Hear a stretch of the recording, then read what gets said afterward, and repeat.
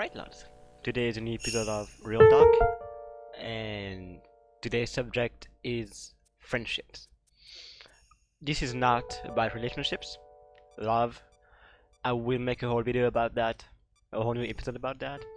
Today is about friendships. So, friends, close friends, betrayal when it comes to friends, whatever it is. As always, this is a series where I do not edit a lot. I try to keep the editing when it comes to the video and my voice and all the stutters and everything in. The only one I cut are the intro and the outro sometimes. But I try to keep it, as close to real as I can, so it's more genuine. So, friendships. There's a lot to cover there. Obviously, I will be talking from my own experience, but we all have different experiences. But I'm going to be talking from my own, and if you can relate or you have any other stories, post them down in the comment section below. I will reply to whatever I can, most likely all of them. And yeah, let's get into it. So, friendships. It's easy to find people on the internet that you have that are really like-minded. You can really find people that really like the same thing as you, and you can for some of them talk to them, maybe play video game with them, maybe even just if it's not video game, just talk to them in DMs or on a Twitter thread or whatever, and you can make friends. You can make friends. It's not that the issue is when it comes to friendship, in my opinion, it's not making the friends. Because thanks to the internet, you can make friends way more easily. I am ass at making friends in real life. I have maybe like 2 or 3 friends ever since like high school. Before high school, I had like maybe like 1, 2 friends I never talked to outside of school. Not really friends, are they? In high school, I had like 1 friend in high school. One I actually talked to a lot. And then it came into 2, but I didn't mean that my second friend at school. And even then, nowadays, I speak to to one of that friend. I speak to him like once every couple months, and the other one I haven't talked in like almost a year. You know, it's in all life I suck at making friends. I mean, on the internet is different. You can make friends more easily. And the thing is, because it's so easy to make friends, depending on who you are, you might get attached to them, people on the internet, those friends online, more than your friends in real life, if you have any. And the thing is, it's way easier to like betray someone on the internet, to get hurt from the internet, because in real life, if you actually get betrayed or whatever, or someone just plays you or whatever it is, and they fuck you over as a friend, you can like confront them in real life. There can be consequences in real life, but on the internet there cannot. Which is why there's a lot of stories of people getting betrayed on the internet. That happened to me too, and I will get into that in a second. But yeah, we need to be careful about what friends are, what we consider friends. You can talk to someone for years, but if there are signs that maybe they are not like well enough on their well-being to be constant friends, like actual friends, because you can be friends with someone, but you need to also think to yourself and analyze the person. Scan the person. When I mean scan, I mean analyze that person from, like how they act and everything. And tell yourself, am I talking to someone with, a good mental health? And give me a second, I'm gonna cut there because my PC is lagging. Right, I'm back. Sorry, my laptop was lagging and I was dropping frames, so I had to restart the whole video. So, where were we? Oh yeah. Are you talking to someone? When you talk to someone, you need to think and analyze the person and think: are you talking to someone who is well enough in their head and in their mental health, their well-being? Are they well enough that they can actually reflect on what they do?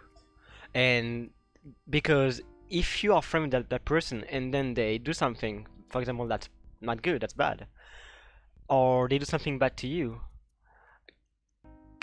are they well enough that they can realize it and take and apologize for it? Or are they well enough that you can tell them what they did was wrong and they can take it and not overreact? Because if they are not well enough in their head, in their mental health, their well-being, they are not going to be able to do all those things. They're going to take everything you say in the wrong way. They're going to take everything you say as an attack, maybe. And that's just not someone you want as a friend. Yes, you also can help them, but I will get into that, like, into an example of that in like a second. Just give me 2 seconds. Um, Before we get into that, I want to talk about how some people may say that they have mental issues, for example, as an excuse for everything. That is just, I get that. See, we all went through stuff, even I did. And the thing is, you should not use your mental issues as an excuse for being a dickhead to people. If you're a dickhead to people, you're a dickhead to people. This is not because you cannot say, "Oh, because I'm depressed" or whatever. Yes, that makes that takes a toll on your mental health. That takes a toll on your action. That makes you act differently. But you're still a dickhead, and that's the thing. You need to realize it yourself. You need to be self-aware. Awareness is the number one situation.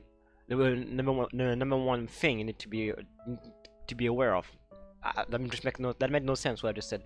Awareness is the number one thing you need to be controlling.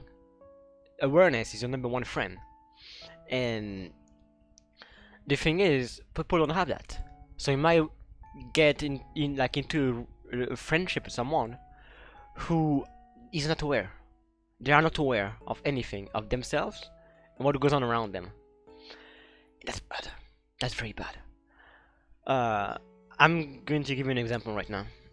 I have a friend which I will keep anonymous, obviously. That for the privacy, because I respect people's privacy. That I had plans with, and they didn't work. That didn't work out. Yeah, the plans didn't work out. And I lost. I even lost a lot of money because of it. And the thing is, I am not someone who's. I don't go after people. I don't seek revenge. I don't seek vengeance. I just, I forgave. I was like, whatever, it happens. Shit happens. But the thing is, I was right. I was the one who got fucked over by all that. Yeah, they were good. They got fucked over in a different way. In a way that like their family was pissed at them. And maybe their self-esteem took a hit as well. Because like the whole thing they planned that didn't work out. But in the end, I was the one who got fucked over the most, and I was the one who completely got everything, fucked in the end. But I forgave that person that fucked me over. I forgave him, and the thing is, they are the one who closed off. They completely ignored me after that. After that day, no contact. I got ignored completely. I sent a lot of messages, and I could not do anything. I could not get any contact for like a month and a half. And then one day they replied to me. They said, "Oh, I'm sorry. I have issues with like mentally and with someone of in my circles. I am not going to specify for privacy sake who it is. I have issues with someone in my circles, and that just I just don't want to talk because of everything." Everything that's going on, I don't want to talk to you because of that. I have more important stuff to attend to. Keep in mind, that person said, I have more important stuff to focus on, basically. Then why, at the same time, the thing is, at the same time, while they were not talking to me and ignoring me for that reason, they were online playing video games with their friends. Nothing changed. They used to do that before. They did that again after. They carried on. They play video games with people. They posted on social media like it's nothing. They did a lot of things, you know, that they usually do. They were talking to people. They were actively talking to people and playing with people. But only me, was the one that put that excuse of people having mental illnesses around. They put that excuse of people having mental illnesses around, you know, and that is bullshit, obviously. And why do you think that happened? Because they are not self-aware. The reason they fucked up in the first place is because they weren't self-aware of their action. There is something that they should have done that I told them to do a lot, like a shit ton, but they never did it. And because they never did that thing, it all went downhill. You know, I asked them, and they told me it would be okay, but it didn't work out because they didn't do anything. I assumed they did. I even asked, but they did not. So it fucked up. And they are not self-aware of their own situation. They have been dealing. See, the thing is, they have been dealing with mental issues and, you know, like mental challenges, depression, all of this other stuff, yeah, for a long time. The thing is, so have I. And the thing that got me, you know, feeling better, I may not be completely out of there, but the thing that made me feel way better about myself and everything around me is I became self-aware of my own situation. If I stay sleeping in all the time and I just stay miserable about my own situation, it's not gonna help anything. I became self-aware. I need to do stuff, and I became self-aware of what I'm doing. So every time I do something, like for example this video, I'm self-aware that this is helping me. For example, this is a good step toward the right direction. But for them, that person, they never did anything. They have issues, and they don't work on it. They are not self-aware that they are holding themselves down, and they are not aware that person they are with, they are trying to help, is holding them down as well. Both of them. And the thing is, it's okay to help someone, but how can you help someone when you're broken yourself? I used to always want to help people, but I was broken myself. I feel better now. I'm not out of there yet completely, but I feel better now, and I can start helping people a bit more mentally. But the thing is, when you're so broken, how can you help? You can't. You cannot, like, you can maybe to some extent, but there comes a point where you ignore yourself and neglected yourself so much that you can't help any others anymore. You cannot help yourself, not anyone else, and you just fall into a spiral loop of mental illnesses and depression and everything. And these are all of this I just talked about in the last 5-10 minutes comes down to people that you are friends with. Analyze them, ask them even, to see if they're well enough in their head. So what happened to me doesn't happen to you. I got completely fucked over, I got completely betrayed, I got completely ignored by someone who fucked me over. And even, like, I am the victim, and I still forgave. They are the one who did all these things, and they are the one who ran away, basically. And that could happen to you. Alright, to finish off this video, I want to talk about friends that you may... I don't know how to say it. Friends that you may not see a lot, but that are your friends. For example, my best friend is from America.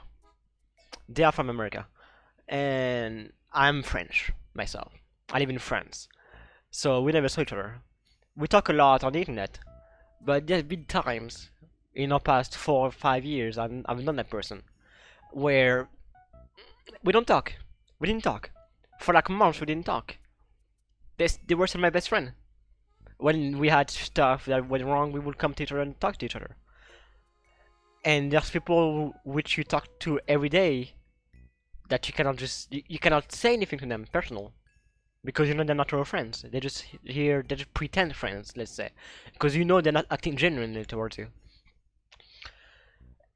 And this is all to say that you can be friends, best friend with someone with which you don't talk a lot with. You can be best friend with someone that you barely talk to. You can be just normal friends, or someone that talks to you a lot can be a normal friend and not a best friend. It can even be fake, even though you talk a lot every day. And the last thing I want to get to talk about, very last thing, is in friendships, there is always some ups and downs, obviously.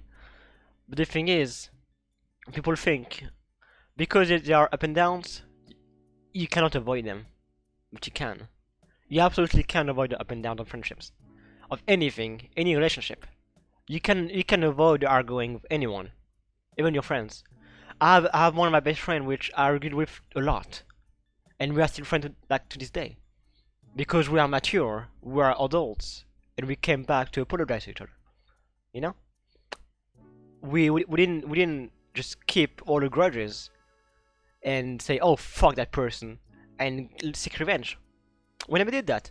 If we just had an issue, we were good, we didn't talk for like a couple of weeks, maybe a month or two, and it's all good, you know, because you're adult.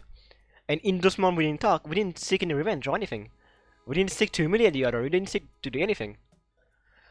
And we came back and apologized because we're adult.